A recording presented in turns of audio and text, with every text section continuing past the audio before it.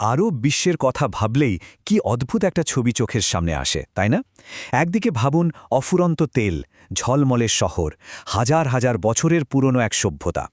আবার ঠিকের উল্টো পিঠেই আছে আর একটা ছবি, যুদ্ধ, ধ্বংস, আর যেন শেষ না হওয়া এক রক্তপাতের গল্প। প্রশ্নটা হলো, এমনটা কেন? যেখানে সবার ভাষা এক, ধর্ম আর সংস্কৃতিও প্রায় একই, সেখানে দেশগুলো নিজেদের মধ্যে এমন ভয়ঙ্কর সংঘাতে জড়িয়ে আছে কেন? চলুন আজকের এই আলোচনায় আমরা এর পেছনের গভীর ঐতিহাসিক আর রাজনৈতিক কারণগুলো খুঁজে বের করার চেষ্টা করি। আর এই সংকটের জট খুলতে হলে আমাদের পিছিয়ে যেতে হবে প্রায় ১০০ বছরেরও বেশি, এমন একটা ভুলের দিকে যা এই পুরো অঞ্চলের ভাগ্যটাকেই ওলটপালট করে দিয়েছিল। প্রথম বিশ্বযুদ্ধের আগে এখনকার মধ্যপ্রাচ্যের প্রায় পুরোটাই ছিল বিশাল অটোমান সাম্রাজ্যের অংশ। কিন্তু যুদ্ধে অটোমানরা হেরে যাওয়ার পর বিজয়ী শক্তি, বিশেষ করে ব্রিটেন আর ফ্রান্স, এই বিশাল ভূখণ্ডকে নিজেদের মধ্যে ভাগ বাটোয়ারা করে নেওয়ার একটা গোপন ছোক কষে। আর সেই পরিকল্পনারই ফল হল ১৯১৬ সালের একটা ক্ষুধোখ্যাত চুক্তি। এই চুক্তির নাম ছিল সাইকস-পিকোট চুক্তি। আসল উদ্দেশ্য ছিল একটাই, মধ্যপ্রাচ্যে তেল সম্পদ আর গুরুত্বপূর্ণ এলাকাগুলো নিজেদের কবজায় রাখা। কিন্তু ক্ষমতার লোভে তারা এমন এক মারাত্মক ভুল করে বসল, যার মাসুল এই অঞ্চল আজও দিয়ে চলেছে। মানে ভাবা যায়, তারা ওখানকার মানুষ, তাদের গোত্র, ধর্ম, হাজার বছরের ইতিহাস কোনো কিছুরই তোয়াক্কা করল না। স্রেফ একটা ম্যাপের ওপর স্কেল বসিয়ে কতগুলো লাইন টেনে দিল, আর অমনি তৈরি হয়ে গেল নতুন নতুন দেশ। এর পরিণতি হলো ভয়ঙ্কর। কুর্দিদের মতো একটা গোটা জাতিকে ৪-৪টে দেশে ভাগ করে দেয়া হলো। আবার ইরাকের মতো একটা দেশে, যেখানে শিয়া, সুন্নি আর কুর্দিরা ঐতিহাসিকভাবেই আলাদা, তাদের জোর করে এক ছাতার নিচে নিয়ে আসা হলো। ভবিষ্যতে সব সংঘাতের বীজ তো আসলে সেদিনই বোনা হয়ে গিয়েছিল। তো এই ঐতিহাসিক ভুলের পর এবার আসা যাক দ্বিতীয় কারণে। এটা হলো এমন একটা অদৃশ্য যুদ্ধ যা আধুনিক মধ্যপ্রাচ্যকে প্রতিদিন রক্তাক্ত করে চলেছে। মধ্যপ্রাচ্যের ক্ষমতার খেলায় এখন প্রধান দুটো খেলোয়াড় হল সৌদি আরব আর ইরান। সৌদি আরব নিজেদেরকে সুন্নি মুসলিম বিশ্বের নেতা মনে করে, আর ইরান হল শিয়া বিশ্বের প্রধান শক্তি। এই লড়াইটা শুধু ক্ষমতার নয়, এর পেছনে আছে শত শত বছরের পুরনো এক ধর্মীয় বিভেদও। দুটো দেশই চায় পুরো অঞ্চলে নিজেদের প্রভাব বিস্তার করতে। কিন্তু মজার বিষয় হল, এই দুই ক্ষমতাধর দেশ কিন্তু কখনোই সরাসরি নিজেদের মধ্যে যুদ্ধ করে না। তারা যেটা করে সেটাকে বলে প্রক্সি ওয়ার বা ছায়াযুদ্ধ। মানে তারা অন্য কোনো দেশে গিয়ে সেখানকার বিবাদমান দুটো গ্রুপকে অস্ত্র, টাকা পয়সা দিয়ে একে অপরের বিরুদ্ধে লড়িয়ে দেয়। আর এই ভয়ঙ্কর ছায়াযুদ্ধের প্রধান রণক্ষেত্র হয়ে উঠেছে কোন দেশগুলো জানেন? ইয়েমেন, সিরিয়া, লেবানন আর ইরাক।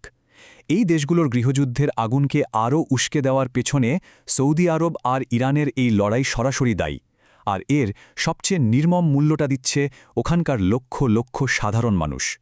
এবার চলুন তৃতীয় কারণটার দিকে তাকানো যাক। এমন এক সম্পদ যা এই অঞ্চলের জন্য আশীর্বাদের চেয়ে অভিশাপই যেন বেশি বয়ে এনেছে। আরব বিশ্বের মাটির নিচে যেটা লুকিয়ে আছে সেটাই তার সবচেয়ে বড় আশীর্বাদ, আবার সবচেয়ে বড় অভিশাপও বটে। আর সেটা হলো তেল। এই কালো সোনা একদিকে যেমন কয়েকটা দেশকে অবিশ্বাস্য ধনী বানিয়েছে, ঠিক তেমনি পুরো অঞ্চলটাকে একটা গ্লোবাল চেকবোর্ডে পরিণত করেছে। যেহেতু বিশ্বের তেলের একটা বিশাল অংশ এখানেই আছে, তাই আমেরিকা, রাশিয়া আর ইউরোপের মতো বড় বড় শক্তিগুলোর নজর সবসময় এই অঞ্চলের দিকেই থাকে। নিজেদের তেলের যোগান নিশ্চিত করা, তেলের বাজার নিয়ন্ত্রণ করা আর কোটি কোটি ডলারের অস্ত্র ব্যবসা, এইসব স্বার্থের জন্য তারা এখানে নিজেদের প্রভাব ধরে রাখতে চায়। আর নিজেদের এই স্বার্থ হাসিল করার জন্য এই পরাশক্তিগুলো প্রায় এখানকার দেশগুলোর রাজনীতিতে সরাসরি নাক গলায়। কখনো নিজেদের পছন্দের লোককে ক্ষমতায় বসিয়ে, আবার কখনো কোনো সরকারকে উৎখাত করে তারা পরিস্থিতিকে আরও জটিল করে তোলে। এতে করে স্থানীয় সংঘাতগুলো আরও মারাত্মক রূপ নেয়। কিন্তু সংকটটা শুধু বাইরের কারণেই নয়, এর মূলে রয়েছে ভেতরের গভীর কিছু ক্ষত। আর সেখান থেকেই জন্ম নিচ্ছে আমাদের চতুর্থ এবং শেষ কারণটি। দশকের পর দশক ধরে আরব বিশ্বের বেশিরভাগ দেশ চলেছে হয় বংশানুক্রমিক রাজতন্ত্রে, না হয় একনায়কদের কঠোর শাসনে। এইসব শাসনে সাধারণ মানুষের কথা বলার স্বাধীনতা বা রাজনৈতিক অধিকার বলতে প্রায় কিছুই ছিল না। এই দীর্ঘদিনের দমন-পীড়ন আর বঞ্চনা মানুষের মনে ক্ষোভের আগুন জমিয়ে রেখেছিল। সেই জমে থাকা ক্ষোভেরই এক বিশাল বিস্ফোরণ ঘটেছিল ২০১১ সালে, যা আমরা আরব বসন্ত নামে চিনি। আর সব ইউরিদ ইসকাত আর নিজাম, মানে জনতা সরকারের পতন চায়, এই একটা স্লোগানই তখন তিউনিসিয়া থেকে মিশর, সিরিয়া থেকে ইয়েমেন পর্যন্ত লাখ লাখ মানুষের কণ্ঠস্বর হয়ে উঠেছিল। তারা চেয়েছিল একটা পরিবর্তন। আরব বসন্তের স্বপ্নটা ছিল খুব সুন্দর, গণতন্ত্র, স্বাধীনতা আর মানুষের মর্যাদা প্রতিষ্ঠা করা।